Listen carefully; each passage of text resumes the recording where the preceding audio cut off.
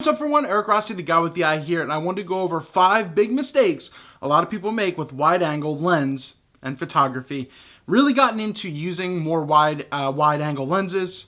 I've really gotten into using more wide-angle lenses, especially for some of my wedding work and street photography, and using the Tamron 15 to 30 2.8 lens really opened up a lot for me, and that's why I bought one for myself, and that's coming soon as well. If you want to see that review, check that down below, but I'm here to give you the mistakes that a lot of people make. Number 1, there's no clear subject or story. There's just too much going on within the frame, and usually you'll get that, and maybe you'll kind of hide it as a street shot or something like that, but it's just taking a photo of it being the widest setting and, you know, breaking down what a wide angle or ultra wide angle lens is. It's pretty much anything under 50 millimeters, the standard length that a lot of people use, and they say equates near to the human eye.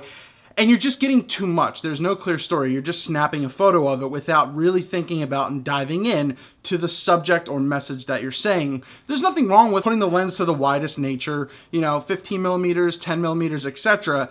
There just has to be a reason to capture what you're photographing. So I think that's one of the biggest ones. There's no clear story or subject. There's just too much going on. It's not that simplistic. Number 2, too much distortion and not being great for people portraits. Now, if you're trying to get a special, interesting, unique look, wide-angle lenses, ultra-wide-angle lenses can really do that and really can distort the face and facial features and everything, you know, like that. But for the most part, it doesn't look good. Now, once again, it's just like getting a lens and saying you have to shoot at 1.8 because you have it at 1.8. Because you have a 15 millimeters doesn't mean you always have to go to that extent. You know, that's why usually there's a range, all depending if you have a prime lens or not.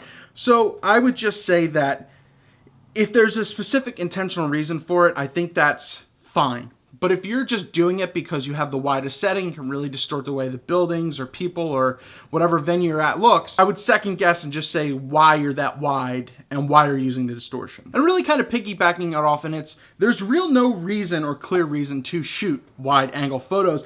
And I kind of really relate this to knowing why you have the lens. I mean, it's great to get a wide angle to get portraits and all that kind of stuff, you know, like group photos and everything, but why do you have it? You know, you can do that with a 24 to 70. Is it a space constraint? Is it something where you're just restricted? I don't know. But one of the things I like to add in there is that a good reason to have it is because it's easier, wider angles, because you're not zoomed in, there's not a lot of pressure on it, to use slower shutter speeds. So that's why you see that a lot with, you know, with wedding and event photographers, is because they're able to use those lenses without actually having built-in OS, ISVR, or anything like that. Because they're wide angle, you can get away with using a 15th, a 10th, etc., without really paying a penalty for it in regards to camera shake or handshake or anything like that. Number 4, the image is pretty equal all around, and that kind of relates to just no clear story, but there's nothing in the foreground. And some of the strongest street photos or photos that you take with wide-angle photography, especially landscapes or anything,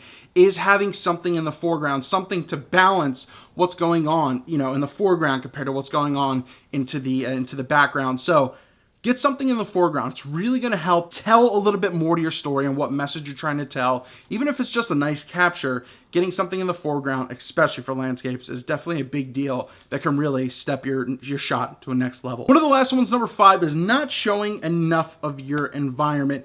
And it's really great for showing converging lines, architecture, the vast landscape, the panorama, the vistas and everything that you see.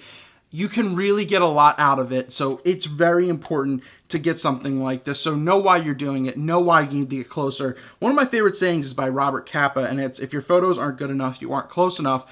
It's that with a wide angle lens, especially doing street photography and everything, you can get closer to your subject. You can tell a message with that kind of lens and really get an impact out of it, and include maybe the environmental portrait to really shape out and round the story as well. And these are some of the mistakes that I see a lot of people are doing, and even myself at times, with wide angle lenses, and why it's just not as simple.